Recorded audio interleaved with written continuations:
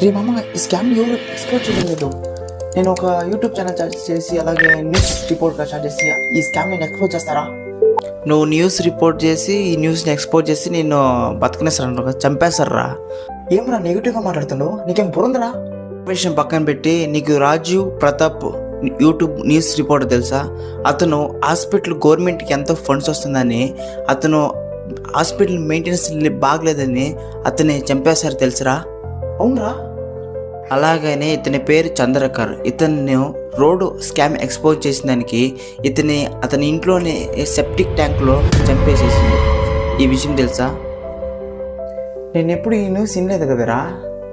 90% అని చెప్తా ఉన్నారు కదా. మనకి ఇలాంటి న్యూస్ మనకి టాప్ పేజీలో కనపడదు. ఎందుకంటే అలానే వీళ్ళు ఈ న్యూస్ని కవర్ చేయడానికి ఎన్నెన్నో లంచాలు ఇచ్చేసేసి ఉంటారా నాకు తెలిసిన వరకు.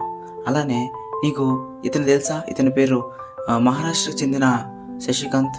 అతను ఒక భూ కబ్జా స్కామ్ని ఎక్స్పోజ్ చేసేదానికి అతనిని లారీతో గుద్దిచ్చేసి చంపేసేసిండ్రా. నేను ఇంకా జీవితంలో ఒక యూట్యూబర్ రిపోర్టర్ మనకు ఉండరా నాయన న్యూస్